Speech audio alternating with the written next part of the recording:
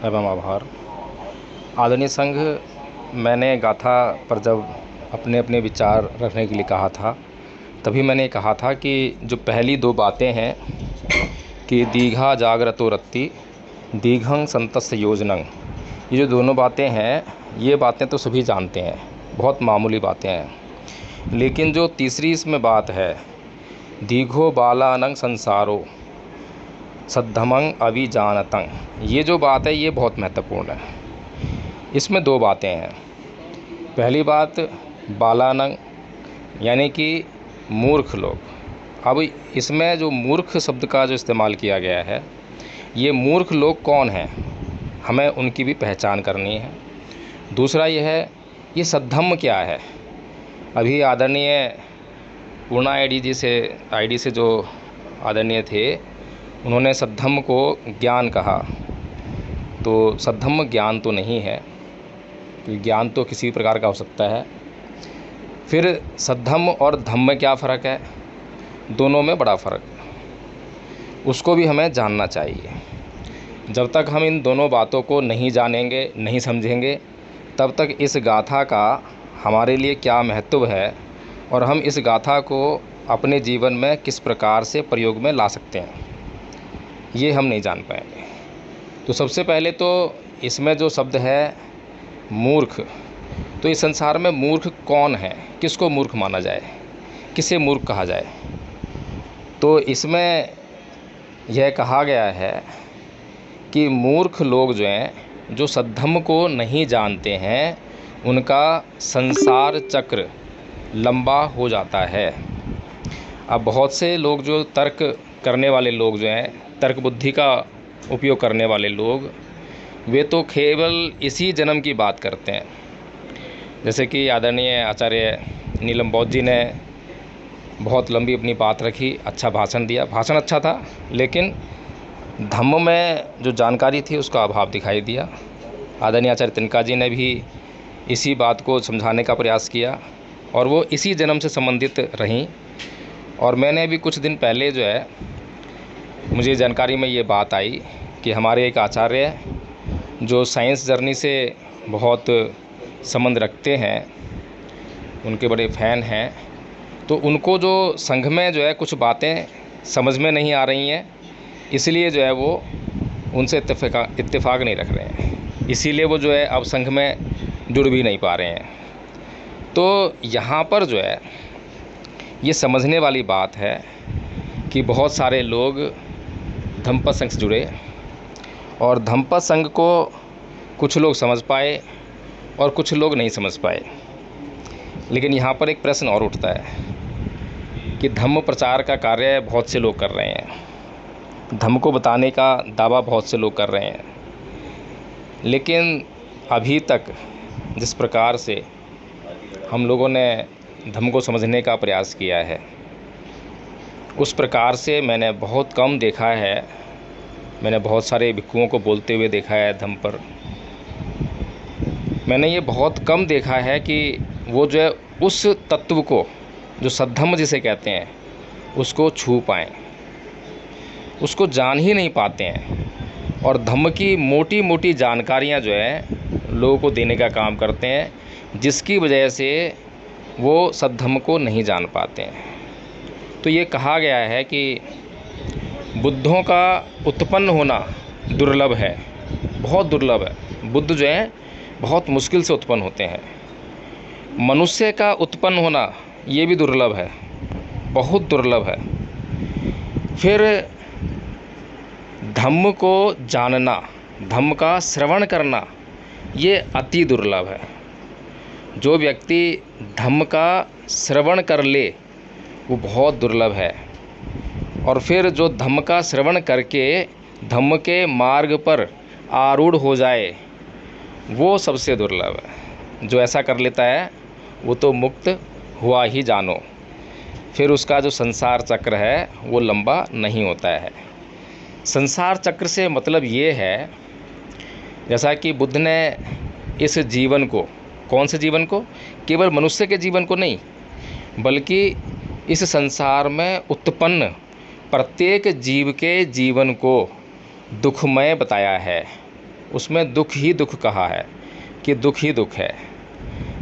जातिपि दुःखा जरापि दुःखा व्याधिपि दुःखा मरणापि दुःखा शोक परिदेव दो मनस्य उपाया सापि दुःखा पियेहि विपयोगो दुःखो अपियेहि संपयोगो दुःखा यम्पि छंग लपति तम्पि दुःखं संखतेन पचुपादान खंदापि दुःखा।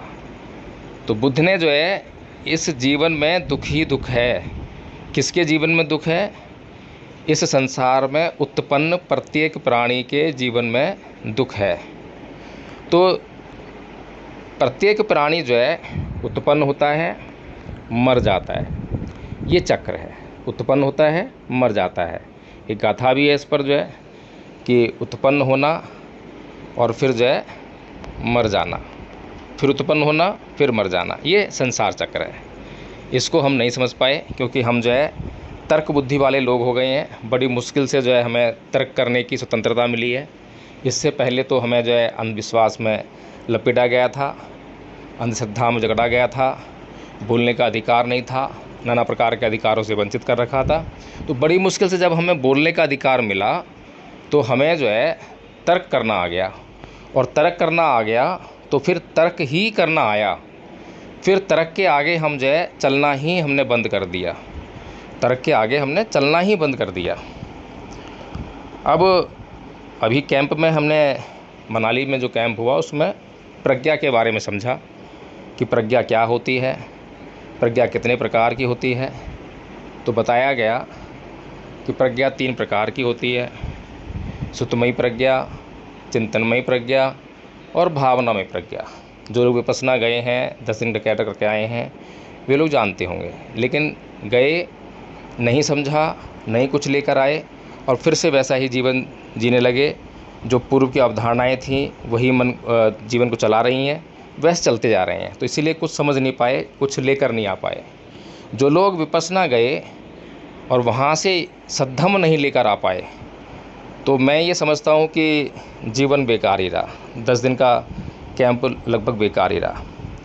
10 दिन गए वहाँ पर विपश्यना करने के लिए, लेकिन सद्धम्म लेकर आ गए, धम्म की समझ लेकर आ गए, तो जीवन सफल हो गया। इसी प्रकार से जो है हमने जो है ज्ञान को समझा, ज्ञान को समझने का प्रयास भी किया। तो कैसा प्रयास किया? पहली प्रज्ञा सुतमयी प्रज्ञा, कि ज्ञान को कहीं से पढ़ लिया तो उसको ज्ञान मान लिया, किसी विद्वान जन के मुंह से सुन लिया तो उसको ज्ञान मान लिया। तो इसी ज्ञान को मानकर जो है इसी के भीतर घूमते रह गए। एक तो हमारा जो है ज्ञान यहाँ तक रह गया। फिर कुछ लोगों ने थोड़ा सा और बुद्धि लगाई और सुतमयी प्रज्ञा से निकलकर चिंतनमयी प्रज्ञा में भी प्रविष्ट हो गए। जो किसी से सुना और जो कहीं से पढ़ा या कहीं से कुछ देखा तो उस पर अपना दिमाग लगाया, सोच विचार किया, तर्क किया और समझने का प्रयास किया। और अधिकतर लोग जो हैं यहीं तक फंस कर रह गए। अधिकतर लोग इस दुनिया के 99% लोग, बल्कि उससे भी अधिक लोग की आबादी ऐसी है जो केवल चिंतनमयी प्रज्ञा तक ही अपने ज्ञान को सर्वोपरि मानकर और वहीं रुक जाते हैं, उससे आगे नहीं बढ़ पाते हैं। मैंने कई बार उदाहरण दिया है कि तर्क करने वाले लोग केवल दीवार को देखकर केवल यही तर्क कर पाते हैं कि ये दीवार है, क्योंकि मेरी आँख देख रही है कि ये दीवार है और मैं ये साबित कर सकता हूँ कि ये दीवार है। मैं यहाँ पर 100 लोगों को बुलाऊँगा और 100 लोगों से पूछूँगा कि बताओ ये तुम्हें जो सामने दिखाई दे रहा है या दे रही है ये क्या है, तो 100 के 100 लोग बोलेंगे कि ये दीवार है, क्योंकि वो 100 के 100 लोग मेरी बात का समर्थन कर रहे हैं। इसलिए मेरा जो तर्क है कि ये दीवार है, ये दीवार ही है और यही सही है। तो सारा संसार तो इसी चीज़ को समझ सकता है, इसी चीज़ को देख सकता है, इसके परे नहीं देख पाता। अब जो लोग बचे हुए लोग हैं, यानी 99.9% लोगों में से भी जो बचे हुए लोग हैं, उनमें से बहुत कम लोग जो हैं ये देखने का प्रयास करते हैं कि ये दीवार है तो किस चीज़ की बनी है। चिंतन करने लगते हैं किस चीज़ की बनी है।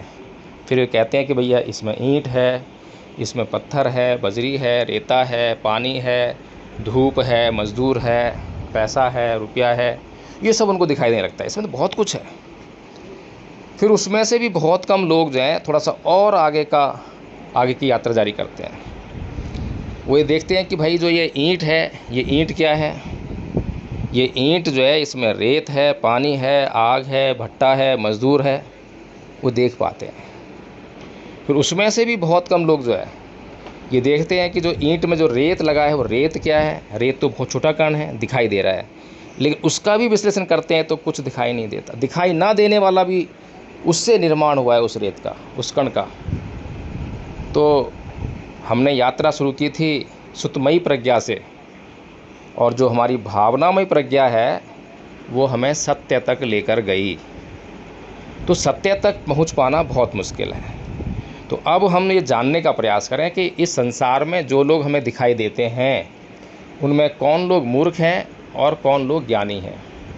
बहुत से लोग तो बुद्ध के धम्म को सुनकर या सुनते भी नहीं हैं, सुनने से पहले ही इनकार कर देते हैं।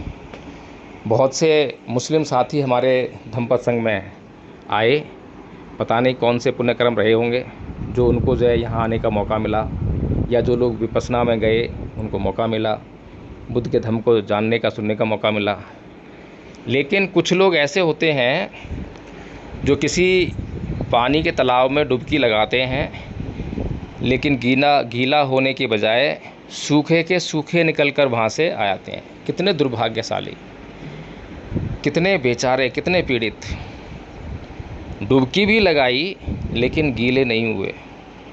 तो ये संसार ऐसे लोगों से भरा पड़ा है। हम देखते हैं कि बहुत बड़े पढ़े लिखे लोग हमारे सामने आसपास जो है विचरण कर रहे हैं। कोई प्रोफेसर है, कोई वकील है, कोई डॉक्टर है, कोई इंजीनियर है, बहुत पढ़े लिखे लोग, और हम उनको विद्वान मानते हैं, बुद्धिजीवी मानते हैं। हम कभी भी ये नहीं कहते हैं कि ये मूर्ख है। क्यों? क्योंकि हमारे जो मूर्ख और बुद्धिमान की जो परिभाषा है, किसी को मूर्ख समझने की परिभाषा और किसी को बुद्धिमान समझने की परिभाषा, उसका मापदंड केवल एक ही है कि वह पढ़ा लिखा है, वह सुतमयी प्रज्ञा का इस्तेमाल करके वो पढ़ लिख गया है, उसने चिंतनमयी प्रज्ञा का इस्तेमाल करके कुछ किताबें भी लिख दी हैं, कुछ रिसर्च कर लिया है। तो इतना ही मानकर जो है हम संसार में व्यवहार कर रहे हैं। लेकिन जो यहाँ भगवान बुद्ध कह रहे हैं कि दीघो बालानंग संसारो दीघो बालानंग संसारो सद्धमंग अभिजानतंग। जो व्यक्ति चाहे कितना भी पढ़ा लिखा क्यों ना हो, कोई प्रोफेसर हो, कोई डॉक्टर हो, कोई कुछ क्यों ना हो, इस संसार में बहुत अच्छा पद रखने वाला हो, बहुत विख्यात व्यक्ति हो, लेकिन यदि वो सद्धम्म को नहीं जानता है तो वह मूर्ख है। क्यों? क्योंकि मूर्ख व्यक्ति इस संसार के जो उत्पन्न होना और नष्ट होना, ये जो चक्र है, इसको नहीं जान पाता है। जब इसको जान नहीं पाता तो जो उसका मार्ग जो सुझाया गया है उस पर आरूढ़ नहीं हो पाता, उस पर चलने का प्रयास नहीं करता। और जो व्यक्ति मार्ग को जान ही ना पाए तो चलने की तो संभावना बहुत दूर रह गई। तो इसीलिए भगवान बुद्ध ने ऐसे व्यक्ति को मूर्ख कहा है। तो मुझे लगता है कि भगवान बुद्ध की इस बात को जानकर अब आप अपने चारों तरफ जब लोगों को देखेंगे तो आपको सभी लोग जो है मूर्ख नज़र आएंगे। तो यहाँ पर जो मूर्ख का मतलब जो है इस बात से है, उस बात से नहीं है जिसको हम सामान्य तौर पर समझते हैं, जो एक गाली के रूप में इस्तेमाल भी की जाती है, गाली सी लगती है कि इसने मुझे मूर्ख कह दिया। मूर्ख उस संदर्भ में नहीं है। मूर्ख इस संदर्भ में है कि वो सद्धम्म को नहीं जान पा रहा है, सद्धम्म को नहीं पहचान पा रहा है। हम धम्म के नाम पर नाना प्रकार के संगठनों में जाते हैं, नाना प्रकार के गुरुओं के पास जाते हैं। इस संसार में हर कोई व्यक्ति किसी न किसी धर्म को मानने वाला है, किसी न किसी गुरु की शरण में जाने वाला है, लेकिन सभी शरण, सभी धर्म सद्धम्म नहीं है। सद्धम्म वही है जो आपको मुक्ति का मार्ग दिखा दे, जो आपको आपके चित्त के विकार समझा दे, जो आपको ये समझा दे कि ये चित्त के जो विकार हैं, इनसे मुक्ति ही तुम्हारी असली मुक्ति है। जिस दिन तुम इन चित्त के विकारों से मुक्त हो जाओगे, जिस दिन तुम्हारा चित्त जो है शुद्ध हो जाएगा, परिशुद्ध हो जाएगा, उस दिन तुम्हारी मुक्ति हो जाएगी। ये संसार का जो चक्र है, उत्पन्न होना, व्यय होना, ये रुक जाएगा। तो आदरणीय संघ, ये जो गाथा है इसीलिए ये बहुत महत्वपूर्ण है।